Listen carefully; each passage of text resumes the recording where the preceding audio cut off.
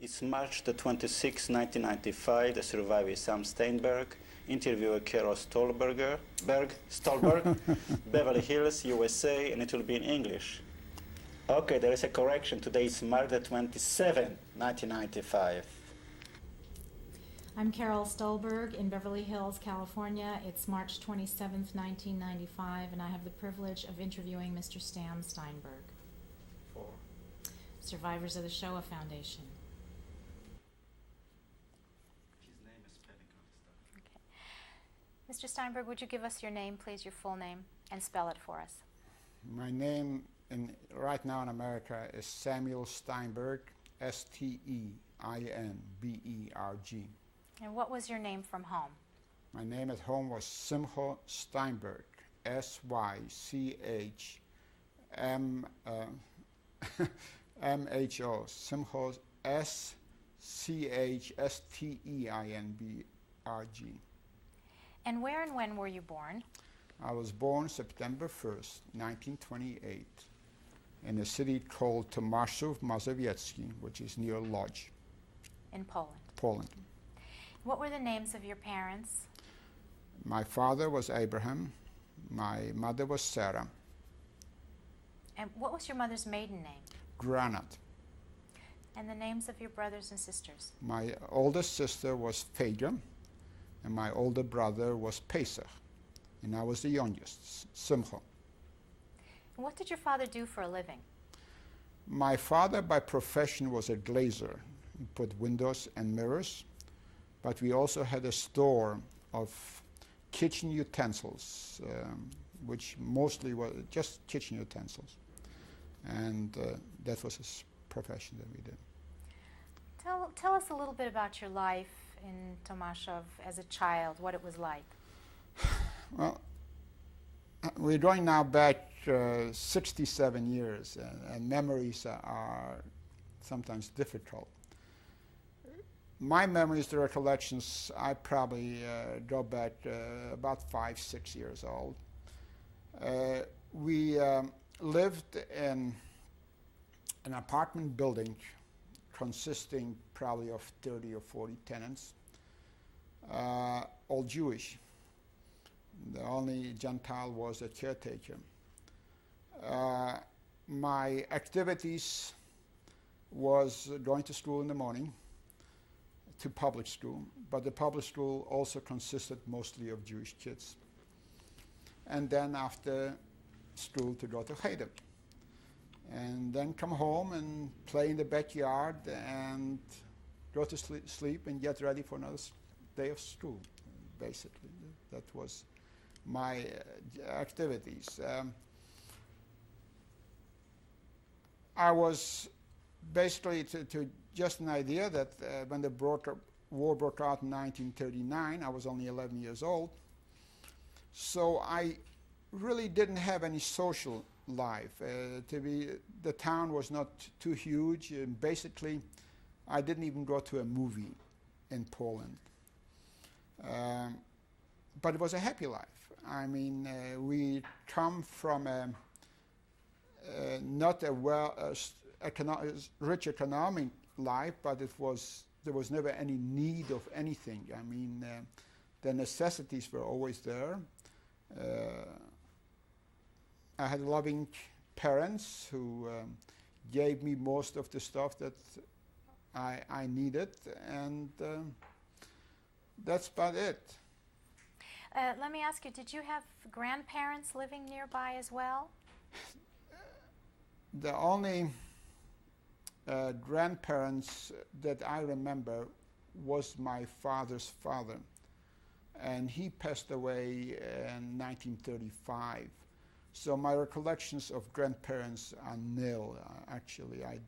So as far as knowing him, that's about all I can recall of my grandparents. But from my mother's side, I did not have any parents at all. What were holidays like in your house? Holidays were terrific.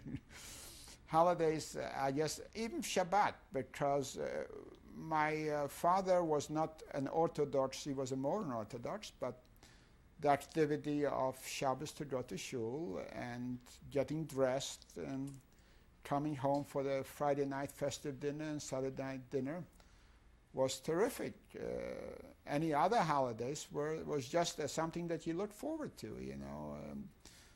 Passover, of course, it's just a matter of changing the whole routine of life. I guess a person cannot visualize over here what went through in Passover. I mean, the cleaning and the painting and the changing of, my parents slept on a mattress, but I and my brother slept on a straw mattress. So it meant that we would burn the straw and replace the straw. And so there was definitely a festive activity. It was things that we looked forward for holidays. It was just a change of routine life. Tell me, what's the most vivid memory you have of your mother? The vivid memory of my mother was the hard work that she put in. She had to take care of a household, and we lived basically in a 3-room apartment consisting of a kitchen, which was the kitchen and the eating room during the weekdays. The next room was a dining room and a bedroom consisting of a main bed for my parents and another bed for my 2 brothers, and there was another room that my sister had her own room. So to take care of the household, to bake and cook, you didn't go out shopping like you do over here. I mean, for necessities anyway. And still help my father in the store. So her life was full, never heard her complain. I have never heard arguments in my house. So the idea of a strong lady taking care of a family of 5. Did you have Gentile friends as well as a lot of Jewish friends? No, I never had any Gentile friends. So you lived basically in a Jewish neighborhood? I lived in a Jewish neighborhood, mingled with Jewish kids in the public school and high there. So my contact with Gentiles would be because, as I say, we had the store, and on Friday we would have a market day, which means we would take the wares out of the store into the market where the farmers would come and buy. So this is basically the contacts of Gentile people that I would have. Did you ever experience any anti-Semitism? Personally, not. I mean, a kid throwing a stone and say Jew, nothing specific, nothing, because, as I say, 90% of it was between the Jewish people, so my specific contact with Gentile was not there, but it was there, and I heard about it, and I heard from my parents, but I personally did not have the contact of him. What do you remember as being the first signs of real trouble? Well, the real trouble, of course, was 1939. I guess it was, again, going back about 37, when an influx of German Jews were coming in. They were being sent out of Germany. And again, it is just a vaguely situation. I was just not aware on a contact deal, but I heard what my parents were saying. You heard your parents and talking? Talked about it, that the people going out from Germany, and there was still nothing to be getting scared of, I guess. We were nothing specific about it. Of course, the next phase was the war of September 1939, where I think the first time in my life I saw a plane flying over the city. We were not bombed specifically at the beginning. And then, of course, we heard the war broke out, and we heard that England declared war against Germany, and there was a utopia feeling the super country is going to come in and there won't be much to worry about. And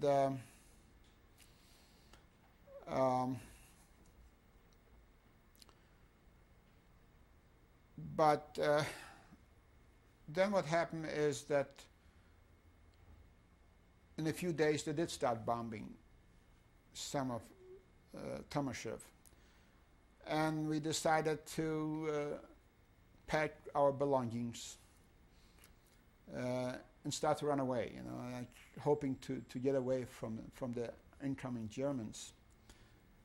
We had no car, we had no buggies, so what you did is you took your belongings on your back, and what do you take from a home like ours? Linen and some silverware and stuff like this that you take along.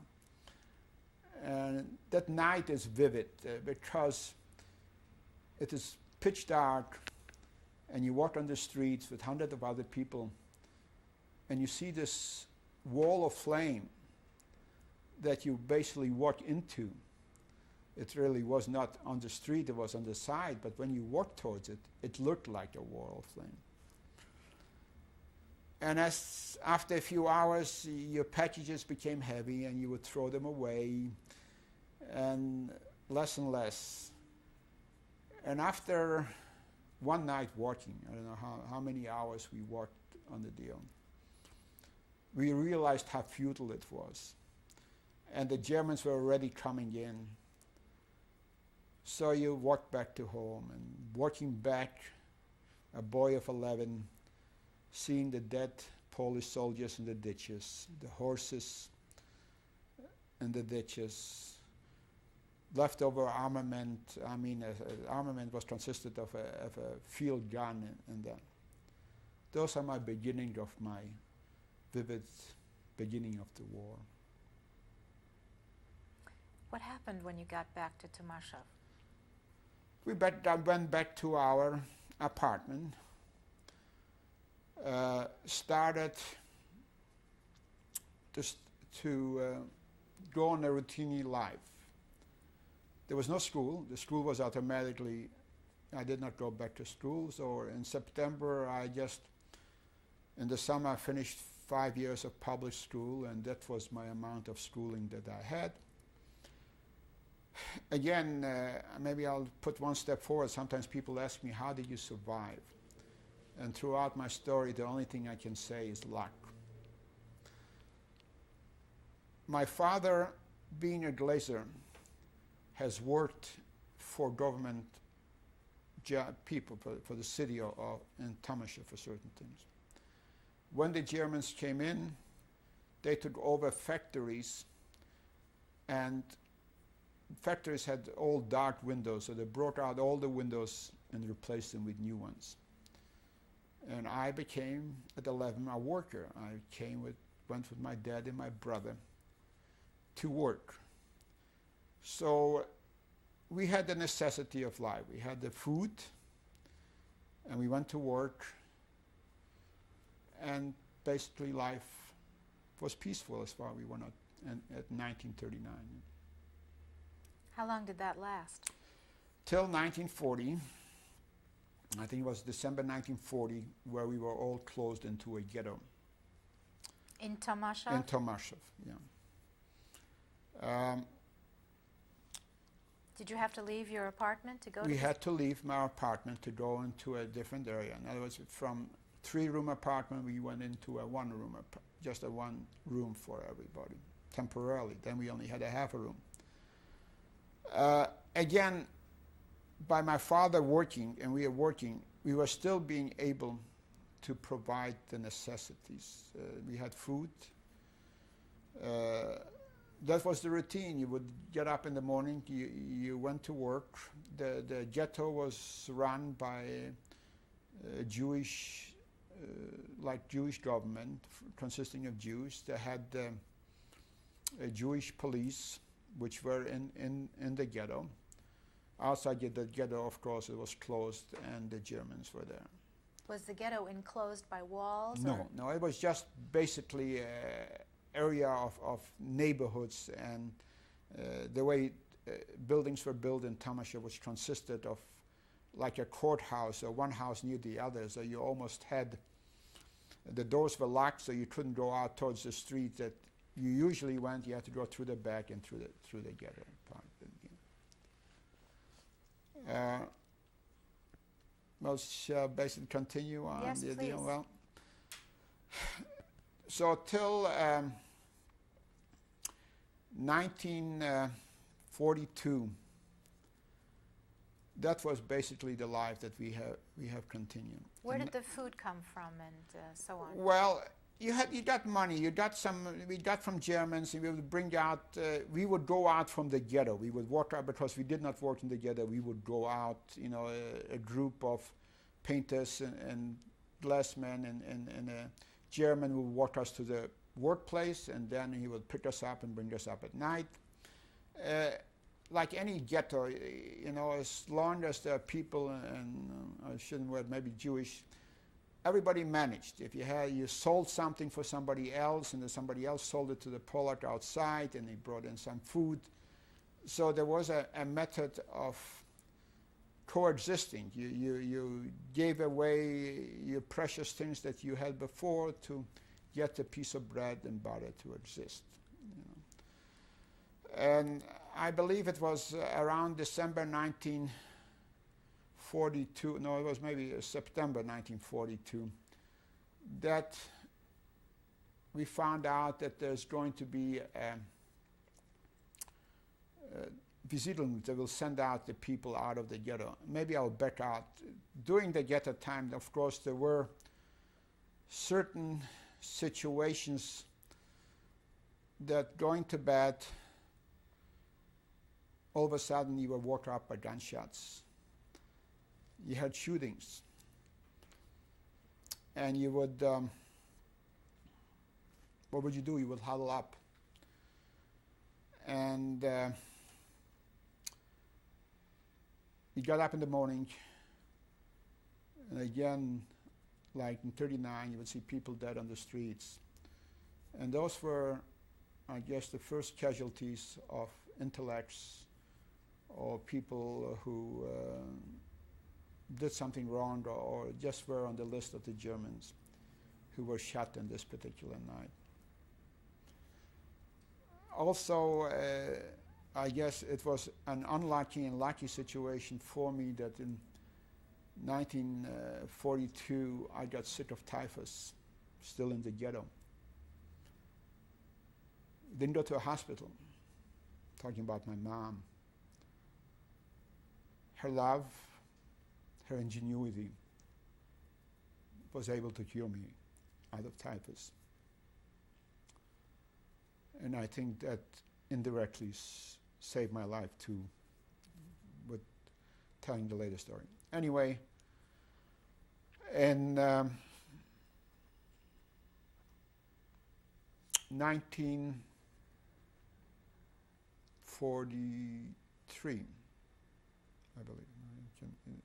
Yeah, it's 43 when the ghetto was sent out.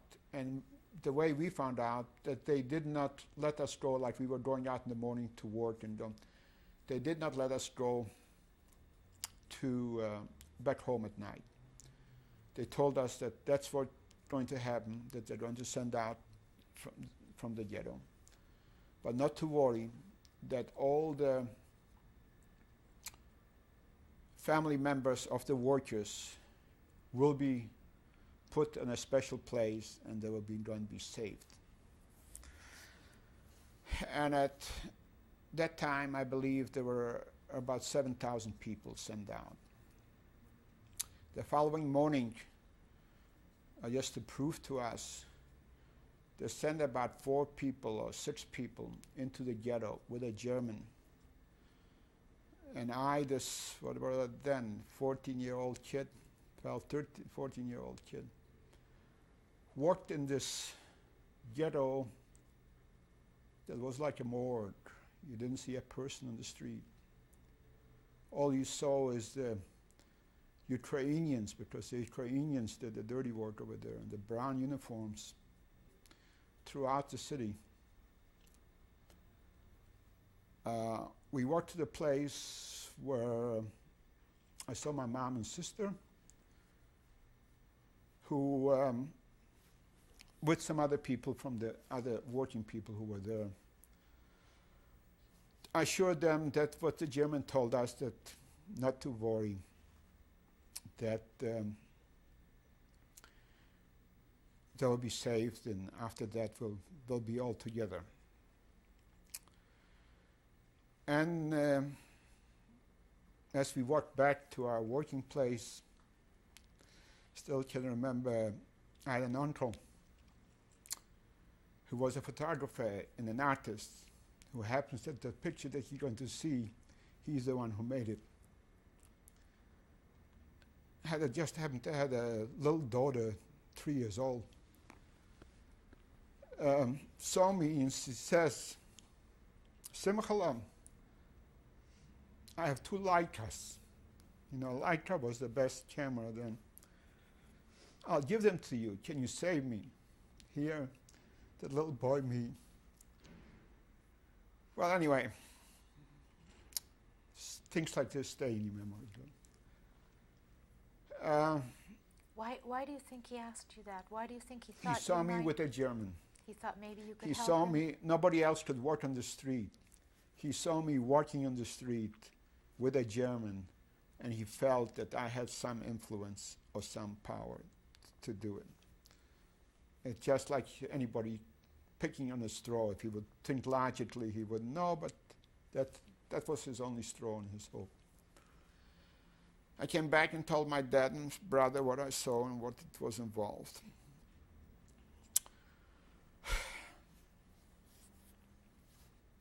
They didn't let us back for the next 3 days. Then we found out that 3 days later, the rest of the people were sent out, and that including my mother and sister. And they went to Treblinka, and that's where I lost them. After everybody was sent out, we were sent back to the ghetto. And I guess from about 15,000 people, we were just about 1,000 people left, only the people who worked. And again, necessities of our life, like in any tragedy, life has to go on, and we continued to work and live there. By the end of 43,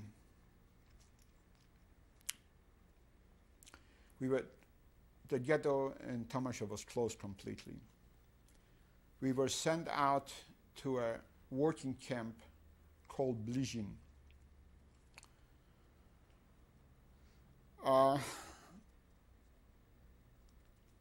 In Blechhammer,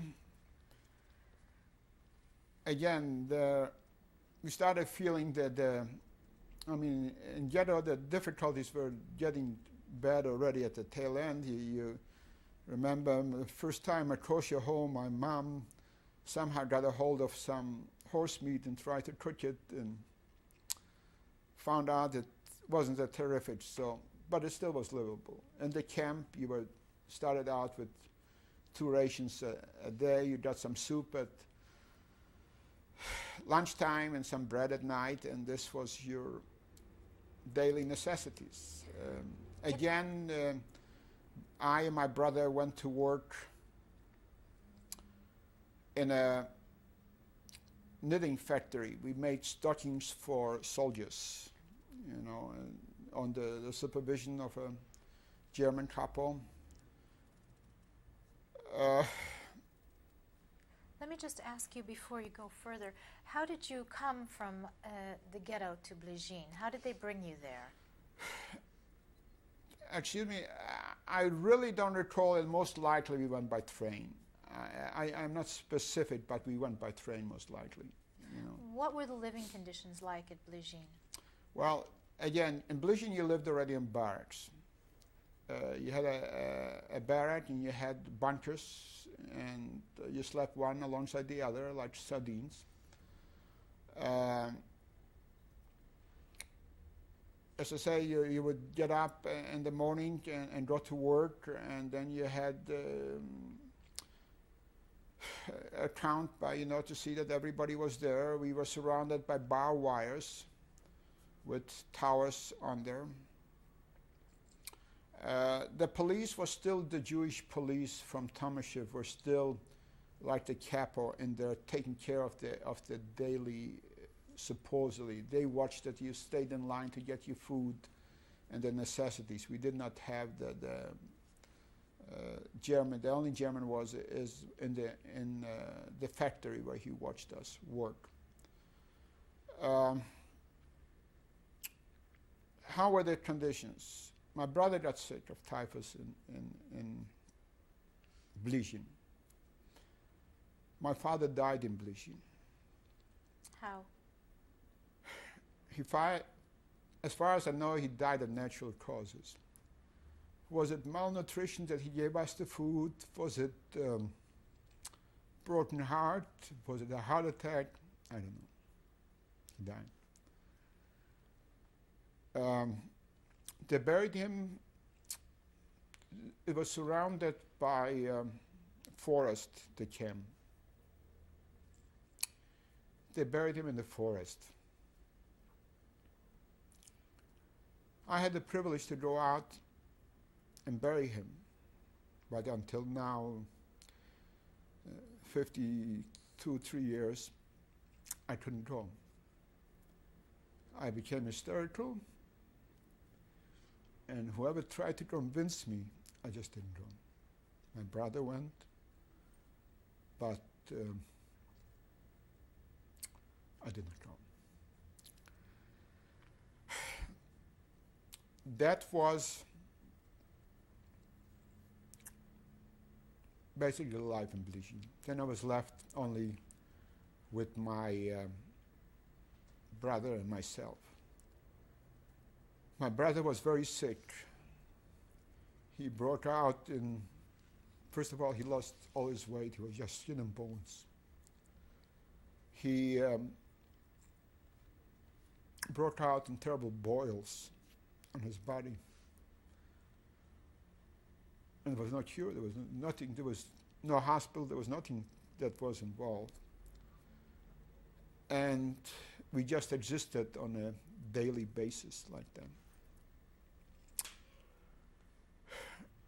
And this was till about end of 43, I think, around December, where we were sent out. Blechhammer was closed out, and we were sent out to Auschwitz. You and your brother together? Myself and my brother. And how did you get to Auschwitz? We went by train to Auschwitz. Do you remember that? Yes. We were trained to Auschwitz. And what was that like? Well, the first thing you remember is my tattoo. My name went away and my tattoo became 1840. Repeat it again, please. My name disappeared and I was become B 1840. And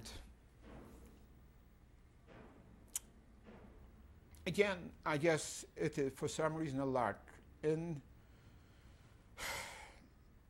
Auschwitz, they put me into the kitchen to peel potatoes. I was, by being in the kitchen, I had enough food. And I tried, the only food I could bring out was raw potatoes. And I would bring some out and give it to my brother. But how you eat raw potatoes in a condition that his, it was even worse to help him out. And this is the basic life again in Auschwitz. In Auschwitz, you were only 3 months. Okay, stop right there. 27th, 1995. Mr. Steinberg, when you first came to Auschwitz, do you remember what happened when you got off the trains, what you saw, what you had to do? Well, in our situation, this is the maybe advantage that we had, and basically, otherwise I don't know if I would have survived, is because we came from a different labor camp. We did not go through any selections. We just got off the train and put into the camp directly. We were just marched into the camp. There was not a question of selection, not a question of picking people or in any way, but because we were just, everybody went in there, everybody became numbered, and got a place to stay. Had you known about Auschwitz before? Had you heard anything? Never heard about Auschwitz, never heard about any of this situation. In Blechhammer, again, I don't think that anybody was aware of it. You know, you used to hear the stories that the Germans put you to work camp and you're going to work.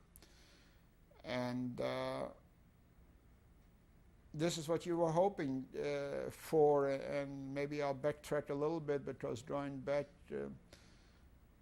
when the Germans was out there in the beginning, 1939, my dad was to say, well, he lived through World War I, and he was occupied by the Germans, and they were not terrific, but you were able to live, you were able to survive, you were able to think. So it was never in their mind in any way what could possibly happen, what could do.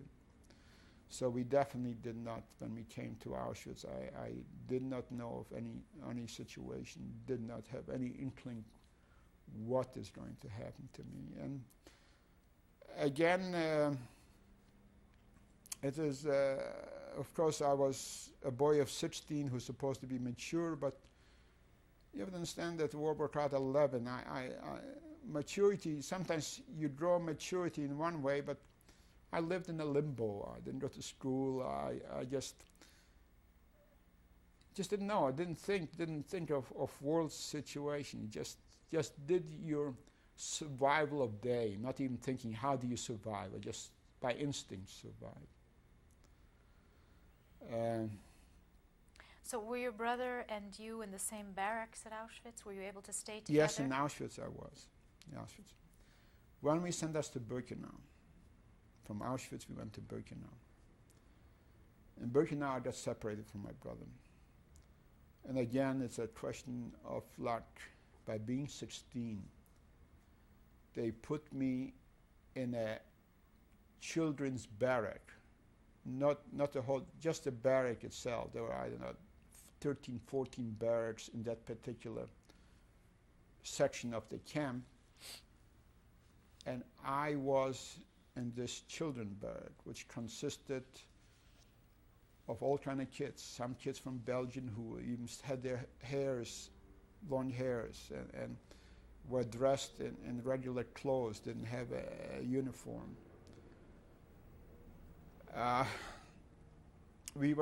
This particular barrack was also our job. We had a disinfection. What we would do is take clothes from the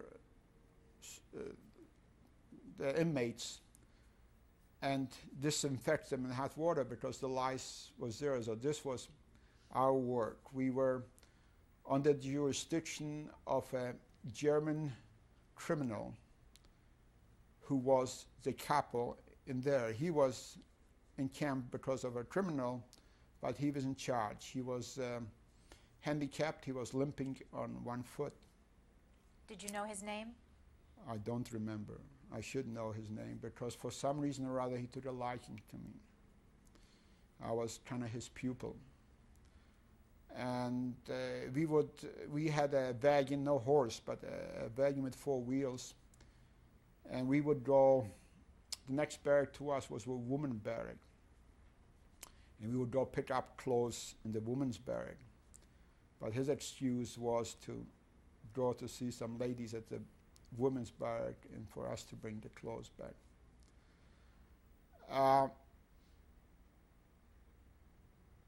He never mistreated me. He gave me food. Yes, it's a difficult question to say, but I'm going to talk about it anyway. He definitely tried to take advantages of me sexual, but never forced himself into me. He made me masturbate him by hand. He tried once I should do a fellatio on him, but I refused, and he never forced me into it. Otherwise, he definitely never mistreated in any way or hurt me or in any way possible. So my life in Birkenau was for food deal. I never liked food, so I physically was building up a resistance of food. The tragedy was that in Birkenau, after 2 months, they had every few months they had a went through the barracks to see who is able and who is not able, and took my brother to the crematorium. So I lost my brother in Birkenau. There I was watching the smoke going up from the chimneys. And again, life went on, and we, as I say, winter went in there. I did not have hardship in Birkenau. I was able to get stockings to wear on my shoes. Food was enough, and my work consisted of pushing a wagon or throwing clothes into the boiler, that it was not, as I say, my resistance and deal built up. How long were you there approximately? Till middle of 1944. It was about when the Russians were coming close, till the end of sending out Auschwitz, and I believe it was around that time. And the whole time you were there, did you stay in the same barracks? The same barrack with the same children. Then we were sent to Flossenbürg. How did that happen? By train. They closed up Auschwitz because the Russians were coming in, so they kept shipping us out to different areas. So we went to Flossenbürg. How was the train ride? It was, I believe, not a long train ride, and I really don't for some reason, don't recollect the train ride. Just coming there became the real hardship of it all. They put me to work on a stone, whatever it's called. They break stone. You take stones and you break it for roads. Deal. I think there were about 20,000 inmates from different camps.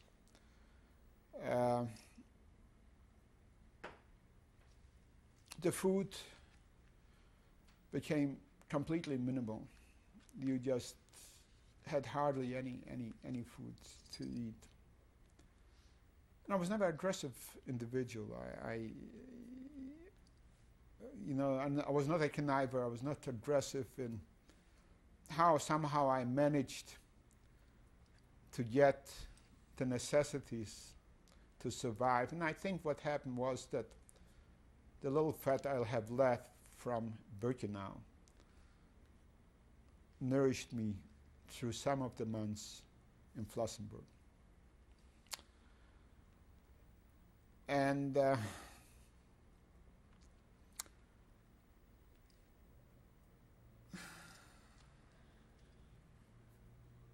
we were there in Flossenbürg.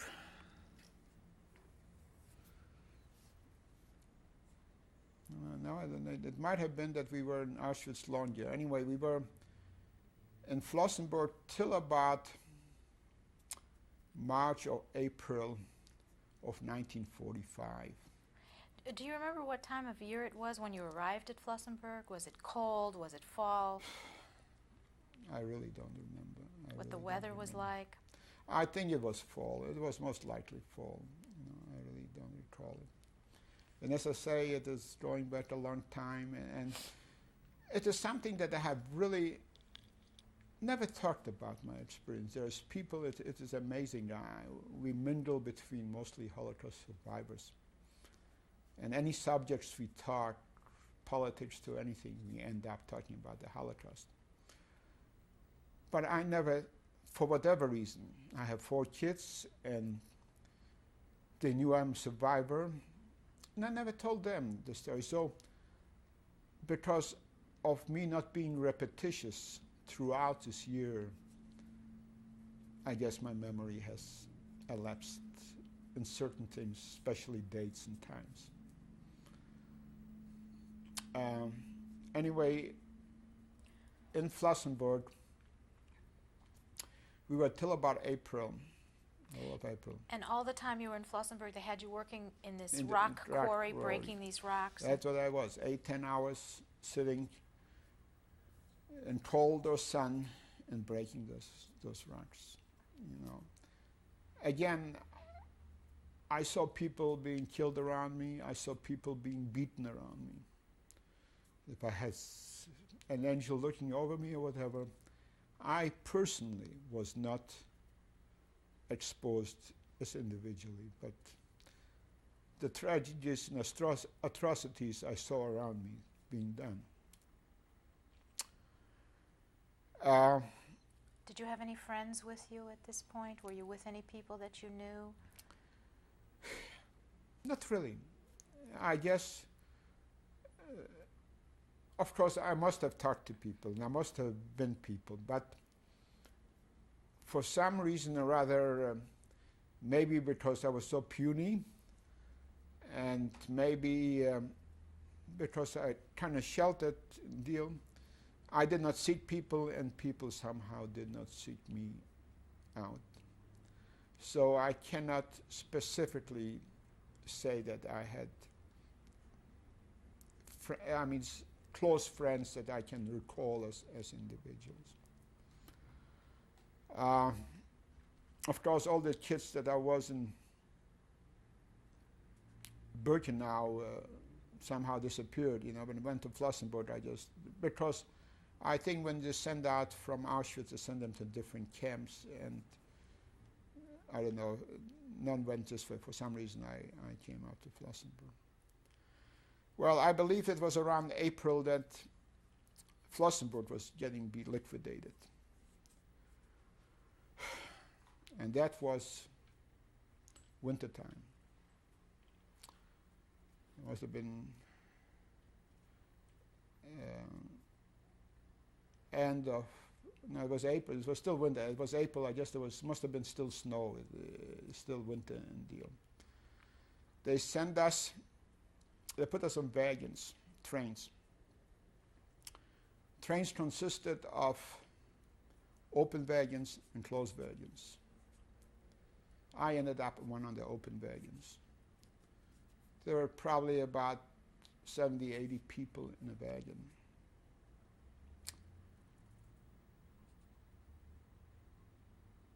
The nourishments that you would get would be that they would throw a few loaves of bread over the wagon. I don't know how they put it inside. There are other ones, but to our wagon, they threw it over the wagon.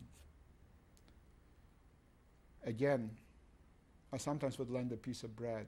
How I did, I don't know, because again, when you have 70 people trying to get a few pieces of bread, I know it was snowing, I lived off snow, at least I wasn't thirsty, I was able to eat snow. In the morning, you would wake up and you would find that you're sleeping on corpses. What would they do? They would, strong people would pick up the corpses and just threw them overboard. The following day, all of a sudden, we heard planes flying over us. And we heard gunfire, machine fire, and realized that it was American or British planes were shooting up the train. They were able to shut up the locomotives so they couldn't move anymore. In that particular wagon, there was no casualties, but I understand there were some other casualties in other wagons and some German casualties. After a few hours, or maybe a day, they were able to bring another locomotive in. And we moved again. But it happened the same thing again.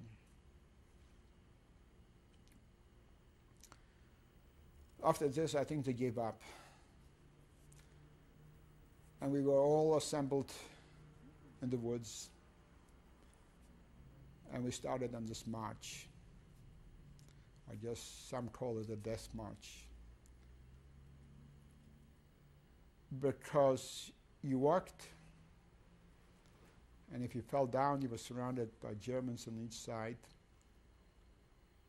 And if you happened to fall or trip, you never got up again. Did you see this happen to people? Yes, I did. Yes, I did. Quite a few of them. Quite numerous. I know a statistic, I guess there is a certain statistic that half the people who walked never survived. Then it started pouring rain.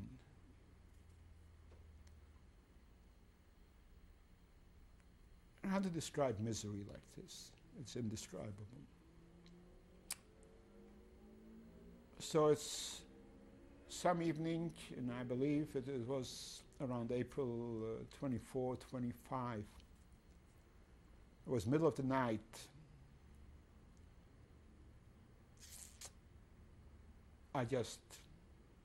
We were walking through a little village. I just walked into a dark corner and sat down. I just couldn't do anymore. There was no logic. There was no thoughts what's going to happen to you.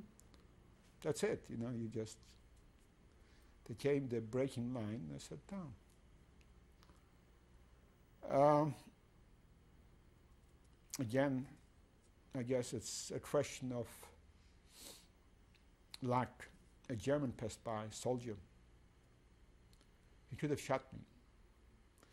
But I guess there must have been some other people like me who just gave up. And he took me into a farm, a barn, where there were 8, 10, 20 people, I don't know. It was dark at night and I didn't know. And he put me there, started harming me. Did he say anything to you? Yeah, I don't recall it. And I don't know if he asked me something. He might have asked me, I don't know. But I don't recall the details, what it is. All I know, he didn't harm me. He took me from that spot into this barn. The following morning, no Germans. We were freed by the Americans.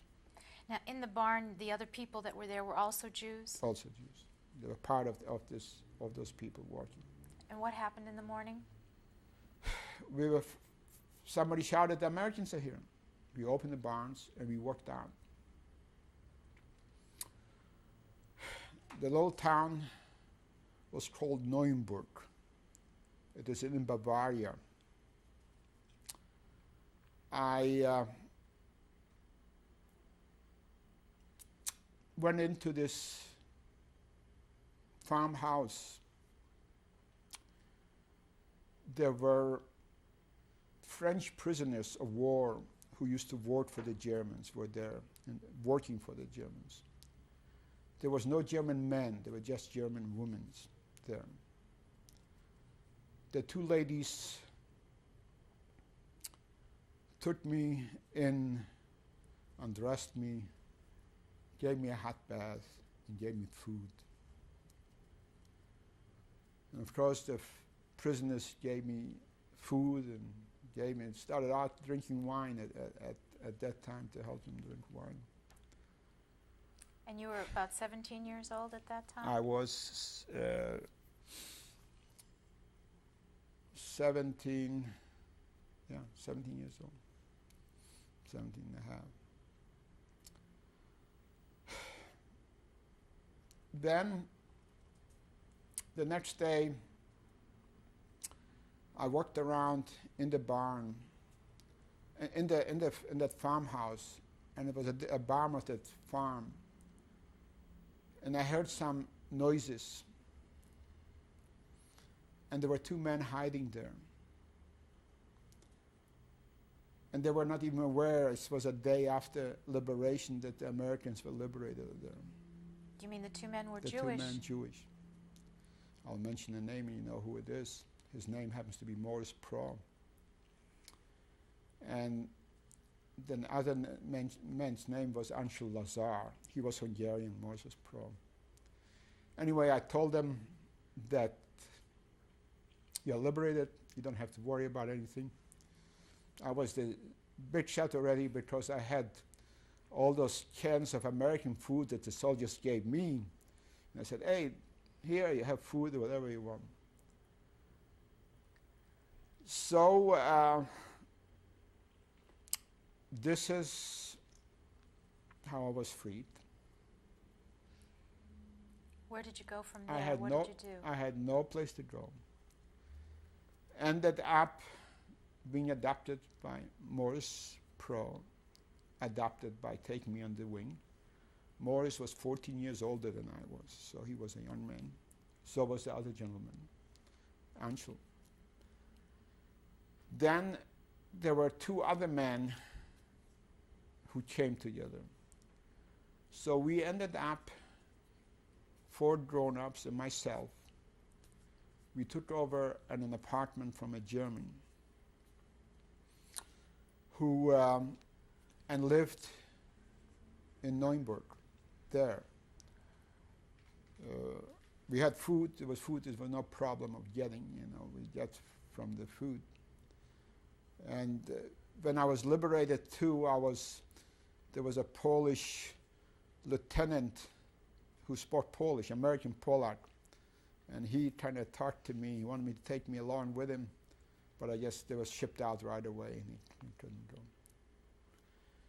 So I ended up with the 5 men, with Morris Pro.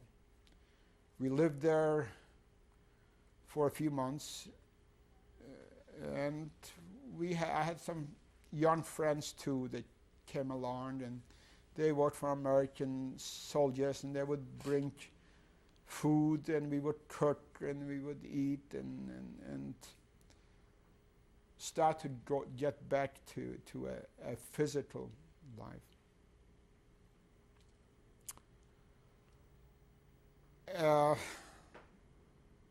After a few months, Morris Pro decided that he heard that he had a sister, and he wanted to go look for his sister. The other men kind of went their own way. I had no place to go. It was no question, where do you go? What do you do? We started to get contact already by people from Israel who was trying to recruit us to go to Israel. And of course I put my name in, but he heard that he has a sister in Bergen-Belsen. So we went to Bergen-Belsen. I went along with him to Bergen-Belsen. In Bergen-Belsen, he didn't find his sister, but he found a friend I guess he knew before. Her name is Tamara, and he married her. And Tamara had a brother who happened to live in a city called Marburg on Lahn near Frankfurt. Ended up that we went from Bergen-Belsen, there was nobody there, to Marburg. Around May of 1946, Morris Pro had family, and they took him over to the United States. And I stayed then with his brother-in-law, Nate Rosenblatt, and they got married in Marburg. I was kind of best man. I had written contacts with Morris, told him that I wrote up and I'm going to go to Israel, I have nothing. He told me, listen, Yeah, nobody in Israel, at least I'm here in America, once you come to America. So there was, being still a minor, I was able to register as an orphan. And it took me 2 weeks, and I was in the United States. I came to New York with a bunch of other kids. And again, like any other thing, come to New York and ask, where do you want to go? The idea was to get the people out of New York as much as possible and send them over. I said, I don't know, but I have a friend in Los Angeles. His name is Morris Pro. Now, I don't remember what the organization was. It was an international organization, not a Jewish organization, that sent me. And I guess they got in contact with Vista Del Mar here, which I was sent to Los Angeles, went to Morris Pro because he had an apartment, but the next day got in contact from Vista Del Mar by a social worker. Her name was Anna Schaefer, still alive, and I still keep contact with her till today. She's invited to all my affairs. And basically, they took me under jurisdiction. I did not live on the premises of Vista Del Mar, but they were under jurisdiction. They asked me, what do you want to do? Well, send you to school. Again, I had 5 years of schooling at home.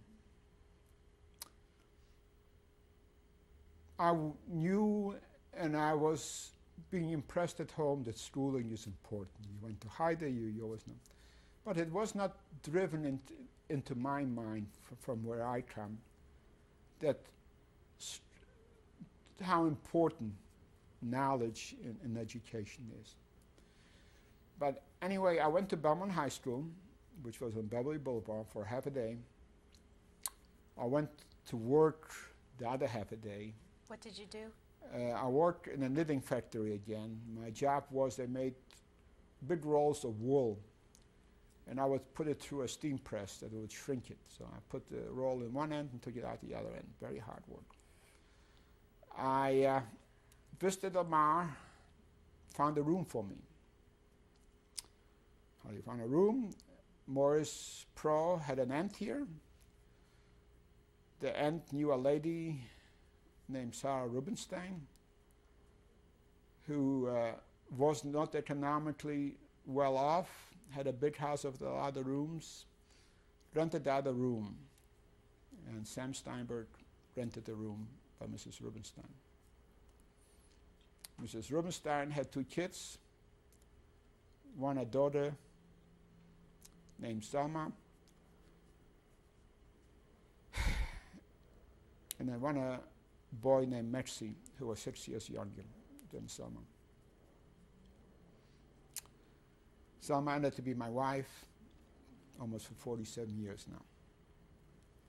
Stop the tape here. Let's change it. Viewing Sam Steinberg, Beverly Hills, California.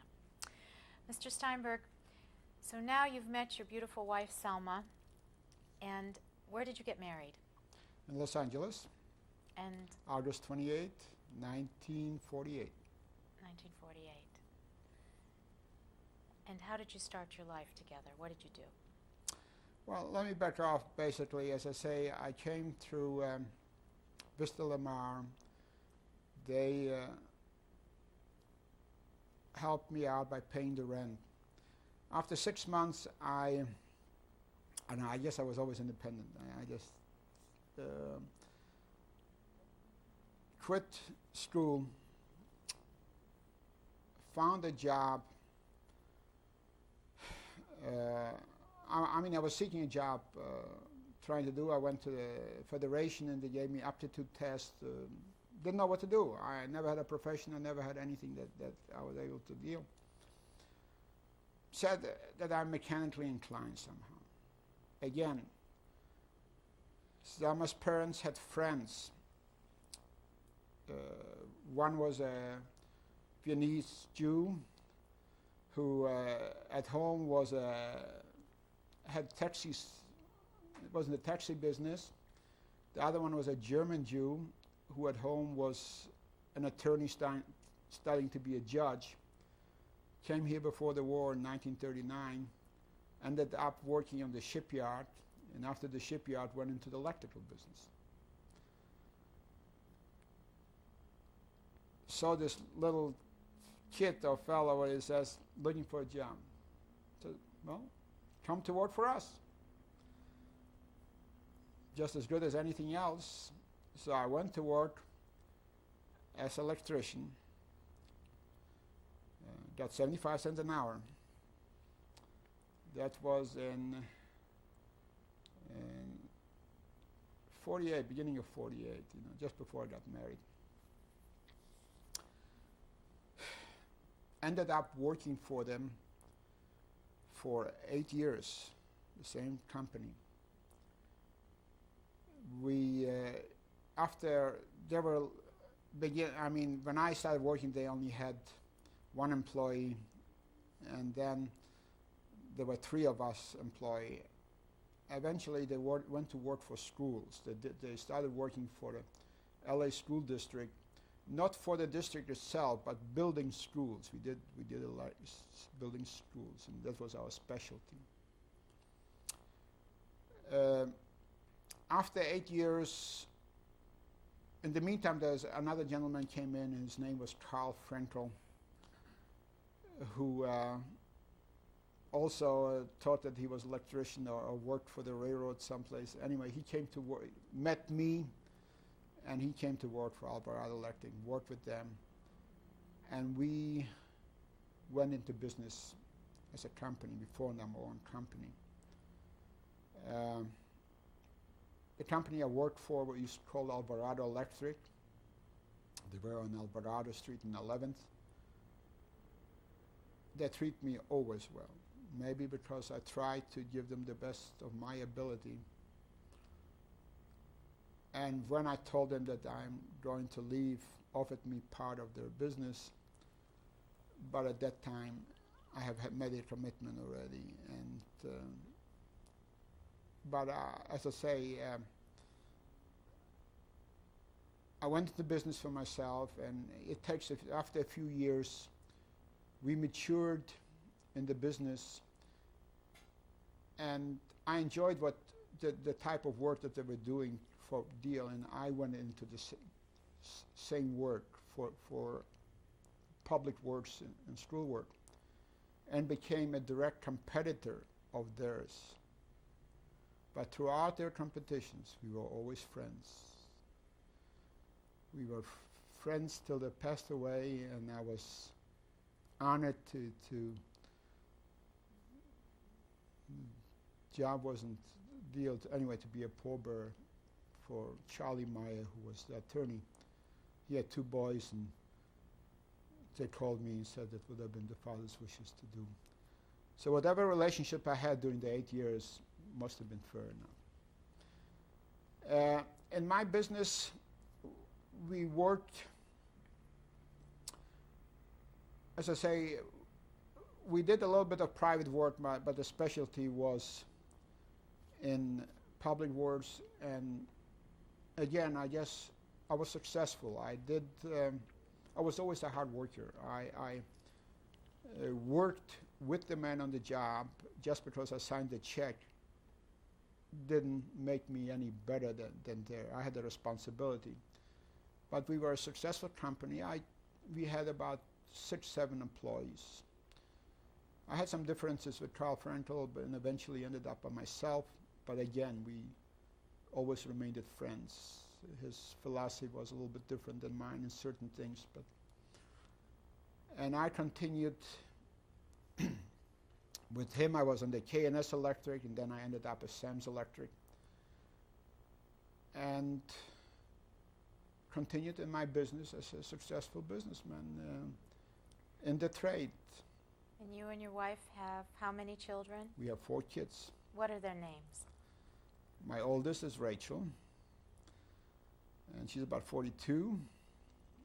Next is Stephen, and he's 40. Next is Sharon, and she's 38. And then is Perry, and he's 36. Rachel has 3 kids, 2 girls and 1 boy. Stephen has 2 girls. Sharon has 2 girls, and Perry has 1 girl. So I have 8 grandkids, 7 granddaughters, one grandson. And now that it's 50 years after the war, let me ask you, is there any lesson or message that you'd like to give the people watching this video or to your children and grandchildren? Message: advice is cheap. I have learned one thing: never tolerate bigotry, because it will come back to haunt you. If you think the bigotry is affecting other people, not you, we have definitely had a lesson through it. The trouble is that human nature, seen through life in the 50 years, we have not learned that lesson. It is continuing. Second, try to be as generous as possible. Be giving. I have found by being involved in different organizations, being able to help, seeing in Israel and here the accomplishments of institutions and things that were created by people giving. Give. Don't get discouraged if you read that there's X amount of waste by people who run those charitable organizations. There is waste. But there's creativity. Those things are created. I was minute helpful in creating the Holocaust Museum in Washington. Walking through there helps. I involved a little bit in Eshet Torah. I see what they do for the Jewish people. It helps. IDL, federations. I belonged to 1939 club, happened to be a past president. I don't know however I ended up there, but they somehow squeezed me in there. You raise X amount of money. We have a membership of 700 people. First of all, it gives you, by belonging, a continuity of belonging with everything else. You have this contact. You have this contact with Israel. You have this contact with the poor person. And a lot of people feel like me, because otherwise, if we raise, an organization like this close to $150,000, $200,000 a year, able to be together, see each other. My greatest joy is to come to some of those affairs and see, I'll use a Jewish word, K'nai Haram. People, the survivors' average age is now middle 70s, almost early 70s. To be on the dance floor, be able to dance and get dressed and see each other, because you can see 700 people on a daily basis. And then we have, of course, the misfortune of going to funerals. And that's part of life. And we go to funerals too often nowadays. So the message is, learn from past. Think about it, read about it. It's a fact. It's not a make-believe. We didn't make up those stories. And one individual from a family of 80, 90 people survived. I would have preferred to live in my little town, Tomaszów, with my family, not have this beautiful home, not drive cars, and live my life.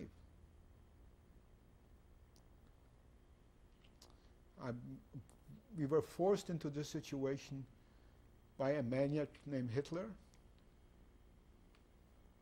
and the whole world stood by and let him do it and didn't stop it. There's no excuse. I happen to have gone this February to a 50th reunion, Holocaust reunion in Miami Beach. There's just 3,000 survivors, but there's still 3,000 survivors. And there was a speaker, of course the main speaker was Elie Wiesel. And the other representative of the United States was Secretary of Defense Perry. And Wiesel asked Mr. Secretary, it's 50 years since the war ended. You have entrance to the archive. Can you tell us why the Allies never bombed the railroad or the crematoriums? They were aware. So please, whoever watches this, when you're aware, do something about it. Don't ignore it. It might happen to you, it might happen to your kids, or it might happen 3 generations from you. So whichever person can do the minute, and sometimes we say, what can one person do? But we have seen that the influence of one individual is very great. Because if this individual appeals to 2 people and the other 2 people to other people, so please do the best that you possibly can. That's the advice. And be a good person. Thank you very much for sharing your testimony with us. We appreciate it. You're very welcome.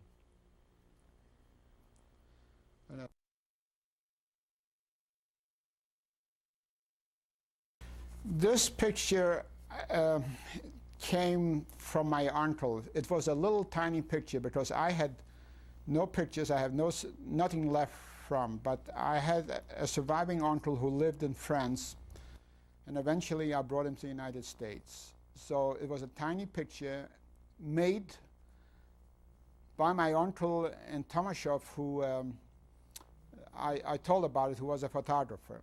And my wife made a portrait from that big picture. And the people in it from my right, my sister Feige, my brother Pesach, myself, the little fellow, Simcha, and then my father Abraham, and my mama Sarah.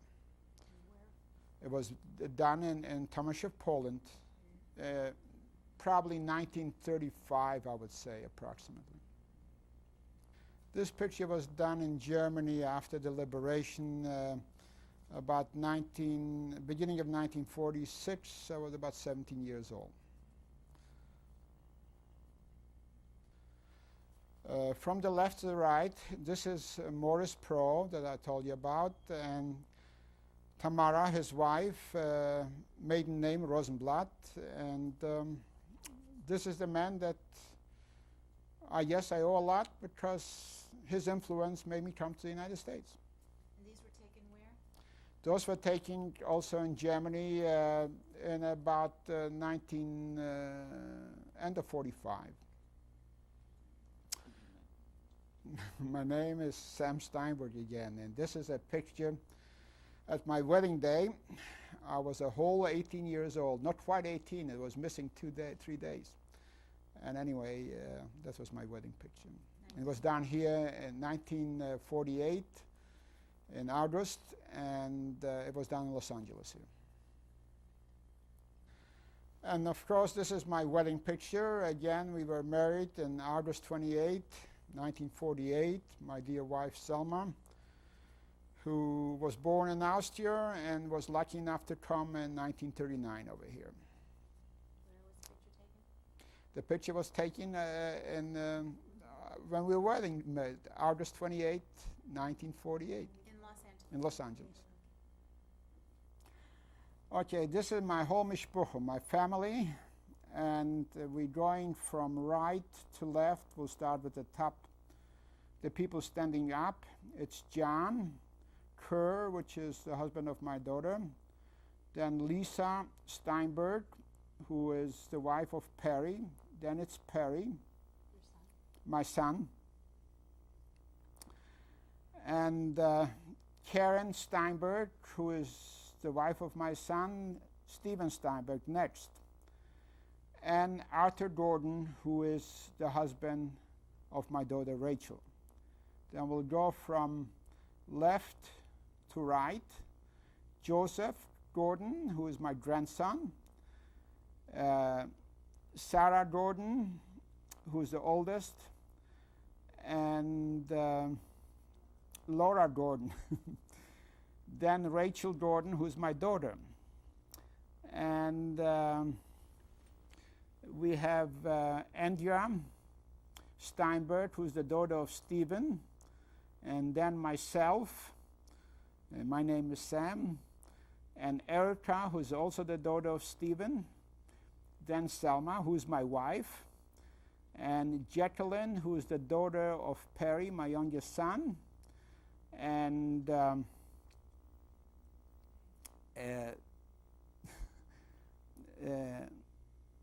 Maggie, who's who's the daughter of Sharon, my daughter, and then Sharon, and then Gwen, which is the daughter of Sharon. And that's all there is. We're Kananahoro, 18 of us. And of course, myself and Selma, I guess. We're in there, we said before. Thank you.